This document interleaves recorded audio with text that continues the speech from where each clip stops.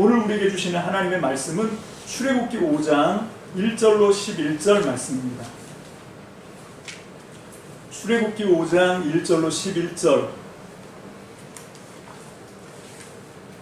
찾으신 줄로 믿고 우리 하나님 말씀을 한 목소리로 받들어 읽겠습니다. 짧으니까요. 다 함께 시작. 그 뒤에 모세와 아론이 바로에게 가서 말하였다. 주 이스라엘의 하나님이 말씀하시기를 나의 백성을 보내라. 그들이 광야에서 나의 절기를 지켜야 한다 하셨습니다. 그러나 바로는 이렇게 대답하였다. 그 주가 누구인데 나더러 그의 말을 듣고서 이스라엘을 보내라는 것이냐. 나는 주를 알지도 못하니 이스라엘을 보내지도 않겠다. 그들이 말하였다. 히브리 사람의 하나님이 우리에게 나타나셨습니다. 우리가 광야로 사흘 길을 가서 주 우리의 하나님께 제사를 드릴 수 있게 허락하여 주십시오. 그렇게 하지 않으면 주님께서 무서운 질병이나 칼로 우리를 치실 것입니다. 그들에게 이렇게 대답하였다. 모세와 아론을 들어라. 너희는 어찌하여 백성의 일을 하지 못하게 하느냐. 어서 물러가서 너희가 할 일을 하여라. 바로가 말을 이었다. 그들이 이집트 땅의 백성보다 더 불어났다. 그런데도 너희는 그들이 하는 일을 중단시키려 하는구나. 바로는 그날로 이스라엘 백성을 부리는 강제노동 감독관들과 작업반장들에게 명령하였다. 너희는 벽돌을 만드는 데 쓰는 짚을 더 이상 이전처럼 저 백성에게 대주지 말아라. 그들이 직접 가서 짚을 모아오게 하여라. 그러나 벽돌 생산량은 이전과 같게 하여라. 만들어내는 벽돌의 수가 줄어들어서는 안 된다. 그들이 게을러서 그들의 하나님께 제사를 드리러 가게 해달라고 하면서 떠든다. 그들에게는 더 힘겨운 일을 시키고 그 일만 하게 하여서 허튼 소리에 귀를 기울이지 못하게 하여라. 이스라엘 백성을 부리는 강제노동 감독관들과 작업반장들이 나가서 그들에게 이렇게 선포하였다. 바로께서 명령하시기를 내가 너희에게 더 이상 짚을 주지 않겠다. 너희는 가서 너희가 쓸 짚을 직접 구해 와야 한다. 그렇다고 해서 너희의 벽돌 생산량이 줄어들어서는 안 된다 하셨다. 아멘. 할렐루야. 주님 감사합니다. 오늘도 거룩하신 하나님 우리 아버지께서 오늘 예배 가운데 함께 하시고 우리의 예배를 받으시는 줄로 믿습니다. 오늘 시간 우리의 마음과 정성을 다한 아버지 하나님 우리의 진정과 아버지 진리와 성령 안에서 드려지는 귀한 예배가 하나님 앞에 온전히 상달되는 아버지 축복의 시간 되게 도와 주시옵소서. 그래서 우리의 삶이 예배의 삶이 되게 도와주시고 예배를 통하여 우리의 삶에 하나님의 간섭하심이 하나님과 교제권이 날마다 확장되는 주의 백성들 다 되게 축복하여 주시옵소서. 오늘도 이 예배를 통하여 우리에게 하시는 주님의 음성 우리가 귀를 기울여 듣게 하시고 마음에 깊이 담아두게 하시고 하나님의 말씀대로 변화되어서 삶에서 응답하는 우리 백성들 거룩한 참믿음 성도들이 다 되게 축복하여 주시옵소서. 감사를 드립니다. 사랑합니다. 예수님의 이름으로 축복하며 기도합니다. 아멘. 할렐루야. 출애굽기는 크게 두 부분으로 이렇게 나누어서 생각해 볼 수가 있어요. 첫 번째 부분이 1장부터 18장 27절까지가 이게 첫 번째 부분이고, 두 번째 부분은 19장부터 40장 38절 마지막 절까지입니다. 이렇게 두 개로 나누어서 우리가 출애굽기를 생각해 볼 수가 있습니다. 처음 부분은 어떻게 히브리 민족 이스라엘 나라 백성이 탄생하는지를 설명하는 내용이 담겨 있어요. 출애굽기 1장부터 18장까지 아브라함과 야곱의 후손들이 요셉을 통해서 이집트에 정착하는 그런 내용을 설명합니다. 하지만 얼마 있지 않아서 요셉을 알지 못하는 왕조가 들어서면서 이집트에서 야곱의 자손들은 홀대를 당하게 되고 급기야는 노예로 전락해서 비돔과 라암셋이라고 하는 국고성을 세워야 되는 그런 처량한 신세로 떨어지게 됩니다. 언제나 하나님의 약속은 좀 그런 식으로 성취되는 것 같아요. 그래서 창세기 첫 장부터 뭐라고 설명하고 있냐면 저녁이 되고 아침이 되니 라고 하는 표현이 반복해서 나오거든요. 자, 이게 바로 다름 아닌 하나님의 약속의 성취 공식이라고 저는 그렇게 생각을 합니다. 이스라엘의 후손들도 고통과 억압을 통해서 번성합니다.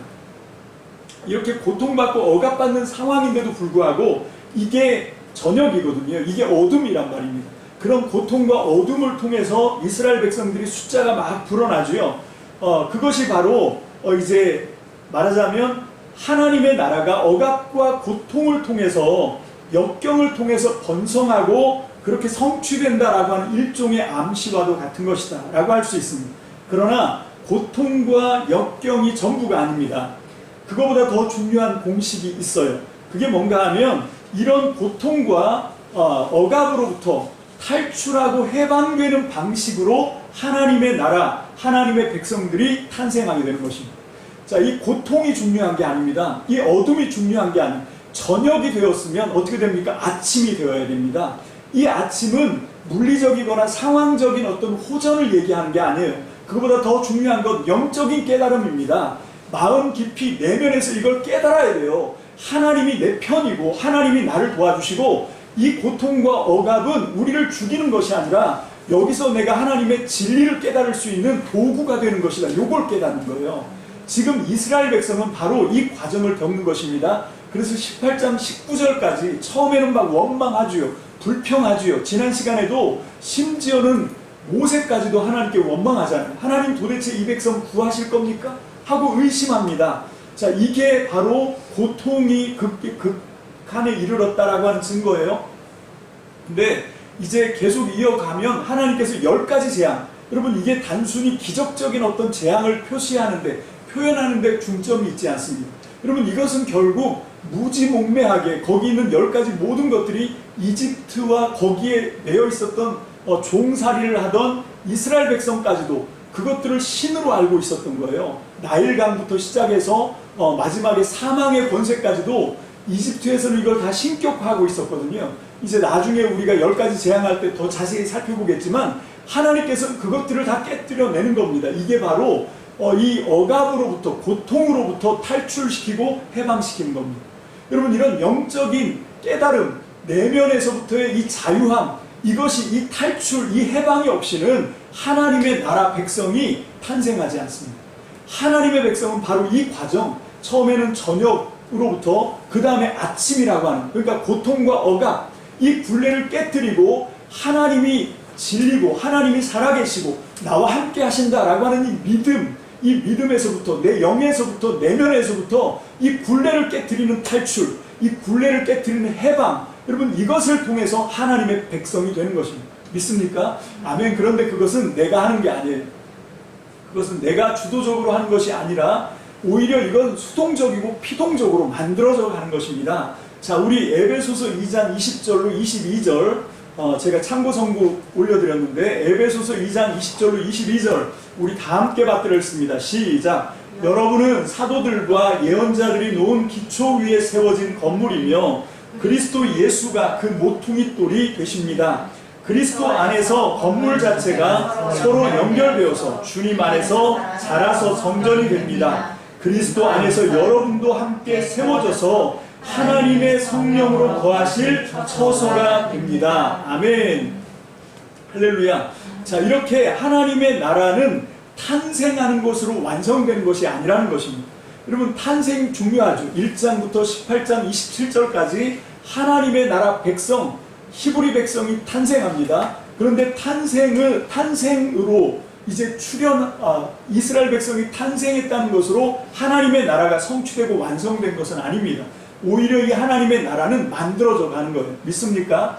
아멘. 그래서 이제 19장부터 40장 마지막까지가 나오는 겁니다. 아니, 더 나아가서 출애굽기 40장을 뛰어넘어서 계시록 22장까지 성경 전체가 그렇게 하나님의 전적인 주권과 은혜로 탄생한 하나님 나라 백성들을 어떻게 하나님이 이제 완성시켜서 하나님 나라로 성취해 나가는가, 완성해 나가는가, 하나님의 언약 약속을 완성시켜 나가는가 하는 이야기가 담겨 있는 것이 바로 이 성경 전체의 스토리다 라고 하는 것을 우리가 꼭 기억하게 되시기를 주님의 이름으로 축복합니다. 아멘. 자, 그러면 하나님의 나라의 완성, 이게 성경 전체 메시지다 했는데 무엇으로 하나님의 나라가 지어져 가고 또 완성되어져 가게 되는 것인가? 바로 다름 아닌 언약입니다. 여러분, 그래서 19장부터 하나님께서 이스라엘 백성과 계약 체결을 하고 곧바로 20장에서 뭐가 나옵니까? 하나님의 말씀의 엑기스라고 할 수 있는 십계명을 선포하는 거예요. 하나님께서 돌비에다 새겨서 모세를 통해서 이스라엘 백성에게 이 하나님의 언약의 말씀을 주시는 겁니다. 왜? 바로 이 하나님의 말씀이 아까 우리가 읽었던 에베소서 2장 20절로 22절까지 나오는 거룩한 하나님의 나라, 성전으로 완성해 나가는 것, 그것은 인간의 선행이나 업적이나 혹은 공로 따위 이런 걸로 되어진 것이 아니라 오직 살아있는 하나님의 말씀으로 하신다 라고 하는 것을 우리에게 보여주고 있는 것입니다. 하나님의 말씀이 우리를 거룩한 하나님의 나라 백성으로 만들어 간다는 것을 믿는 저와 여러분들, 사랑하는 참믿음 성도들이 다 되시기를 주님의 이름으로 축복합니다. 아멘. 아울러서 우리가 지금 서 있는 위치가 영적으로 어디인지 하나님의 약속의 말씀인 성경을 통해서 확인할 수 있는 하나님의 복을 받으시기를 주님의 이름으로 축복합니다. 아멘. 자, 오늘 본문으로 돌아와서 오늘 말씀의 제목이 뭡니까? 오늘 말씀의 제목은 여호와가 누구냐입니다. 이것은 제가 본문 출애굽기 5장 2절을 통해서 우리가 이 말씀의 제목을 뽑았는데요. 다 함께 보겠습니다. 출애굽기 5장 2절입니다. 시작. 그러나 바로는 이렇게 대답하였다. 그 주가 누구인데 나더러 그의 말을 듣고서 이스라엘을 보내라는 것이냐? 나는 주를 알지도 못하니 이스라엘을 보내지도 않겠다. 자, 그렇습니다. 이 말은 이집트 황제 파라오가 한 말이지요. 모세와 그의 형 아론이 하나님의 말씀을 대신 전합니다. 나의 백성을 보내라. 그들이 광야에서 나의 절기를 지켜야 한다. 이게 하나님의 메시지였고, 이거를 모세와 아론, 그의 형 아론이 파라오에게 전달했더니 파라오가 거기에 대해서 대꾸한 것입니다. 분명스럽게 여호와가 누구냐 하고 대꾸하는 거예요. 오늘 우리 세번역 본문은 여호와라고 되어 있는 우리 개역 개정판의 여호와를 모두 주라고 바꾸어서 번역을 합니다. 여러분, 이게 1990년경에 대한성서공회가 가톨릭하고 연계를 해서 번역했던 공동번역 성서라고 하는 게 있어요. 공동번역 성경을 1970년도에 출시를 했었는데 이 가톨릭 교회는 이 공동번역 성서를 사용했는데 우리 개신교는 철저하게 외면을 합니다. 이유가 뭐냐면 거기에 나와 있는 신명이 하나님이 아니라 하느님으로 되어 있거든요.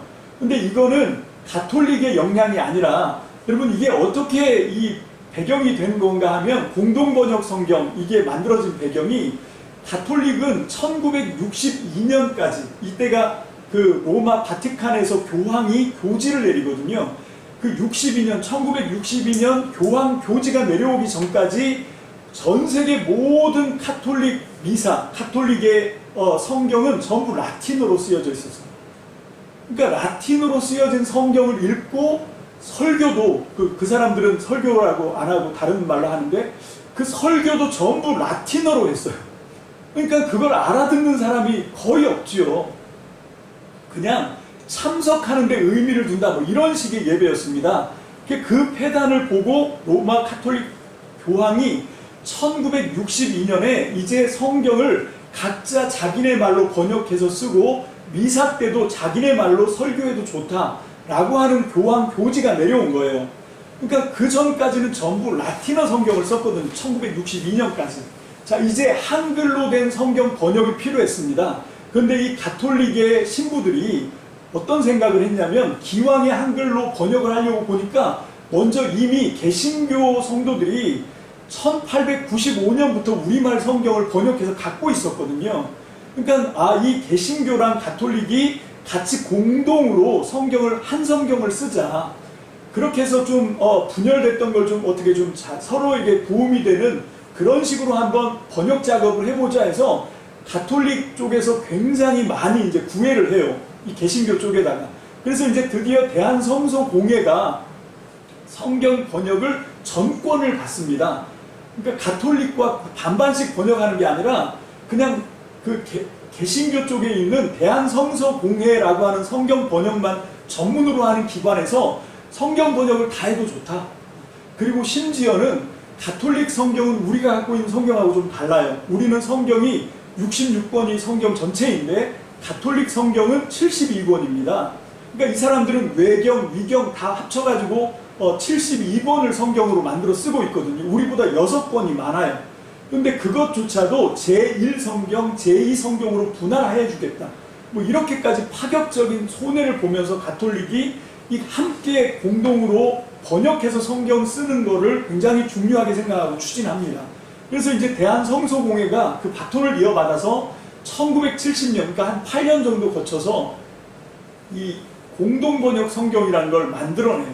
그리고 이 하느님으로 신명을 바꾼 건 이거는 가톨릭 영향이 아니라 개신교의 대한성서공회에서 이거는 함경도 사투리다. 여러분 그렇습니다. 이 함경도는 하늘을 하날이라고 불렀거든요. 하날. 그래서 하날님 하날님 하다가 저 북한 사투리로 하날님 하다가 하나님이 된 거예요. 그러니까 이게 사투리가 완전히 이제 굳어져 버린 거거든. 그래서 이걸 이제 하늘님으로 바꾸자. 하느님으로 그래서 이제 바꾼 거예요. 바꿨더니 개신교가 싸늘하게 반응을 하죠. 아무도 이 공동번역 성경을 안 쓰는 거예요. 그래서 심지어 이 가톨릭은요 35년 동안 공동번역 성경만 쓰면서 개신교가 공동번역 성경을 쓰기를 기다려왔어요. 오랜 기다림, 35년을 기다려도 아무런 변화가 없으니까 이제 2005년에 가톨릭도 자기네 성경을 따로 이제 해서 지금은 공동번역을 안 씁니다. 그런 이 과정이 있죠. 그렇게 하니까 이제 이 공동번역 성경 번역이 실패한 거잖아요. 대한성서공회에서.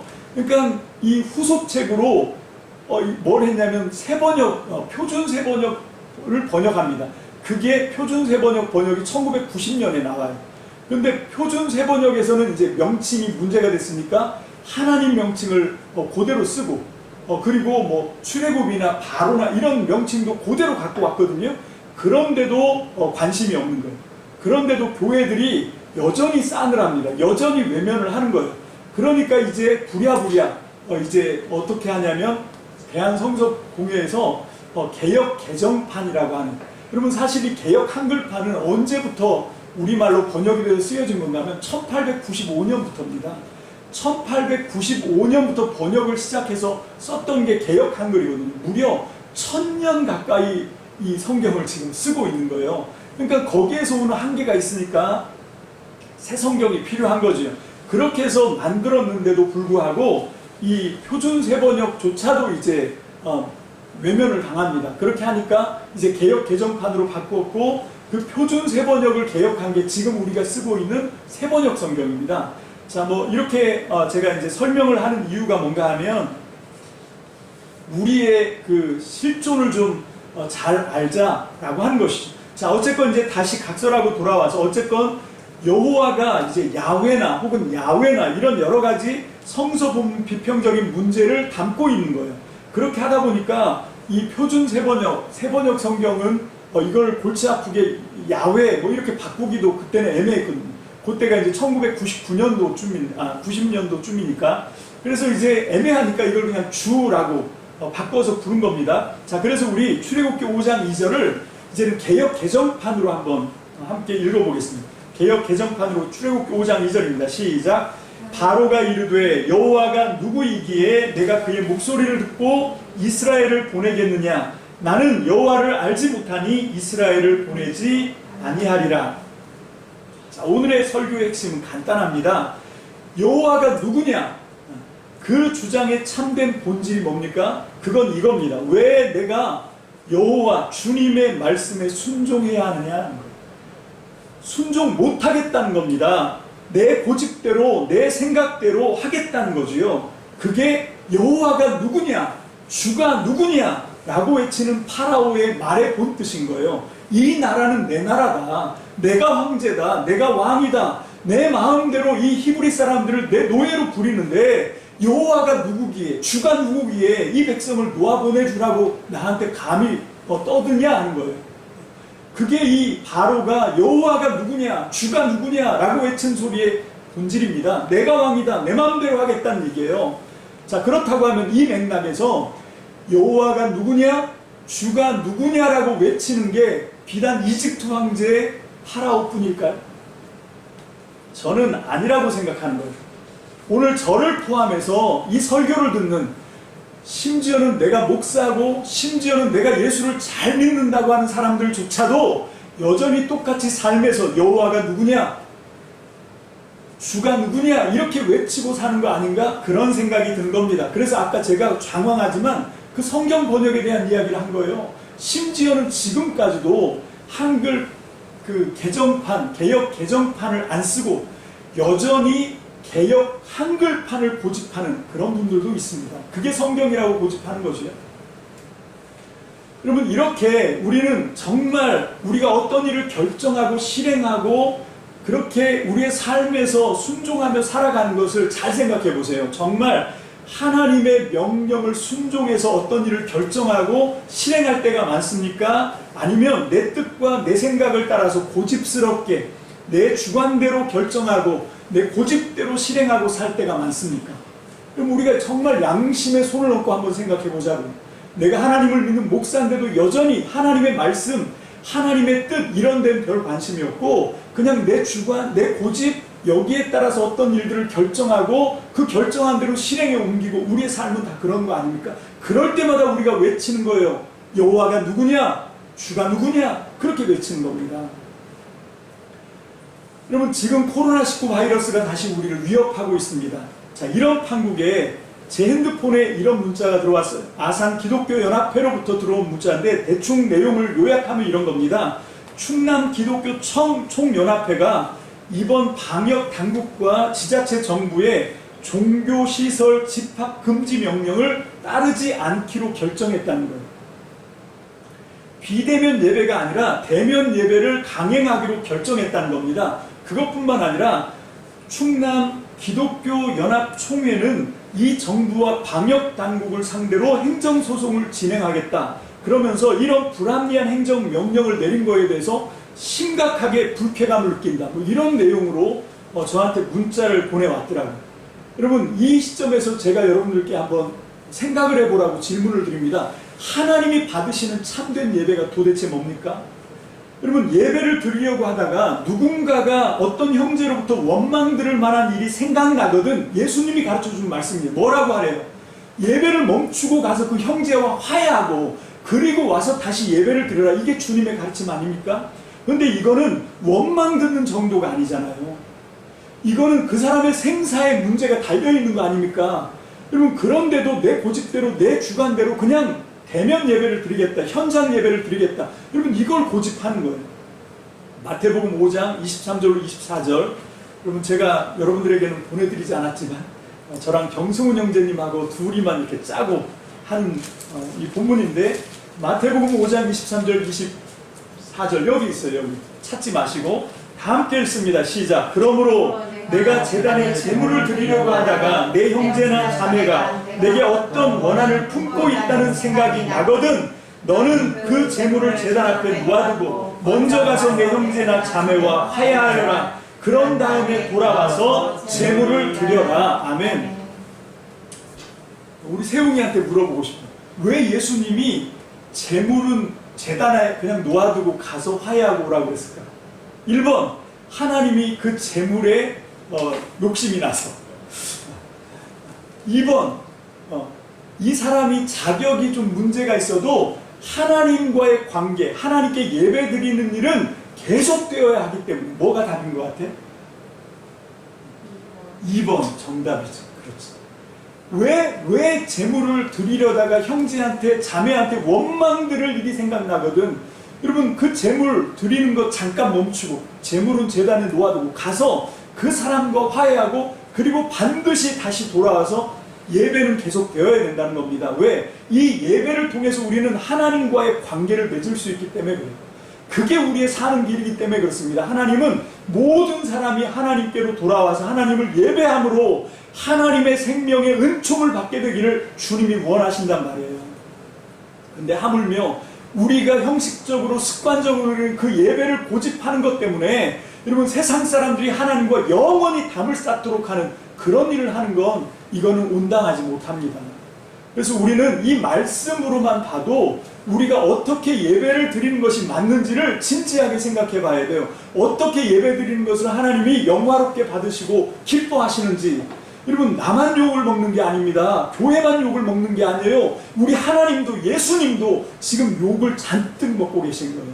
여러분, 이런 것들을 좀 생각하면서 오늘날 이 상황 속에서 우리 기독교 교회가 어떤 판단을 하고 어떤 결정을 하고 어떤 실천을 해야 되는지 정말 안타깝게 촉구하고 싶어요. 제발 좀 다시 한번 하나님의 말씀의 기준으로, 여러분들이 지금까지 해왔던 그런 습관이 아니라, 여러분들의 주관과 고집이 아니라 정말 하나님의 말씀 진리에 입각해서 지금 이 상황에서 우리가 어떻게 하는 것이 하나님을 영화롭게 하고 하나님 나라를 확장시키고 건강하게 세워져 나가게 하는 것인지를 우리가 잘 판단할 수 있는 거 아닌가 하는 생각이 있습니다.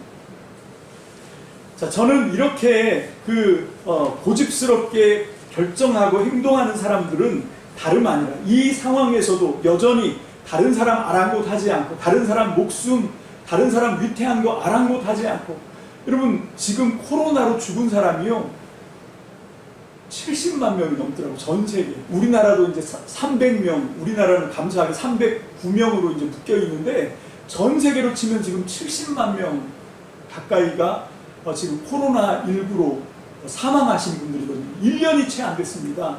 근데 이렇게 많은 사람들이 죽어나가고 있어요. 근데 그분들의 죽음은 숫자로도 참 엄청나지만 그것보다도 심각한 게 있습니다. 그들은 죽을 때 사랑하는 사람의 손을 잡을 수가 없어요. 전염된다는 것 때문에. 여러분, 완전히 격리된 채로 내가 사랑하는 사람인데 내 사랑하는 사람이 죽는지 사는지도 모르게 그렇게 인생을 마감합니다. 그렇게 끝장나는 거예요. 여러분, 이런 거를 당하도록 우리가 그런 처신을 해야 되겠습니까? 그거 아니잖아요. 저는 이런 결정을 하는 사람들이 다름 아니라 여호와가 누구냐, 주가 누구냐, 내 마음대로 하겠다, 내 고집대로 하겠다 하는 사람과 다름이 없다고 생각합니다. 여러분, 또한 우리의 삶에서 적용할 때, 우리도 살아가면서 우리가 어떤 일들을 실행하고 결정할 때 우리는 심사숙고해야 돼. 이것이 내 고집, 내 생각으로 하는 것인지 정말 하나님의 말씀의 기준으로, 진리를 기준으로 해서 하나님을 영화롭게 하고 하나님을 기쁘시게 하는 결단이고 실행인지를 우리가 잘 판단하고 잘 심사숙고해서 해야 될 줄로 믿습니다. 아멘. 우리가 정말 하나님의 말씀을 잘 새겨들어야 돼요. 그래서 내 고집과 내 주관대로 살아가고 있다면 나는 여전히 이 외침을 내 삶을 통해서 세상을 향하여 소리질러대고 있는 겁니다. 주가 누구냐, 여호와가 누구냐. 그렇게 하는 어리석은 삶에서 철저하게 돌아서서 우리의 삶을 결단하는 촉구를 주님의 음성으로 겸손하게 받아들이는 저와 여러분들 되시기를 주님의 이름으로 축복합니다. 기도합시다. 할렐루야. 살아계신 주님, 은혜와 사랑을 감사합니다. 우리가 하나님을 믿으며 정말로 예수 그리스도를 등에 업고 그리스도인이라고 하는, 기독교인이라고 하는 그런 명예를 가지고 있으면서도 여전히 파라오처럼, 이집트의 그 어리석은 왕처럼 우리도 여전히 이 땅 가운데 세상을 향하여 여호와가 누구냐, 주가 누구냐 그렇게 외쳐대고 어리석은 우리의 삶을 살아가고 있습니다.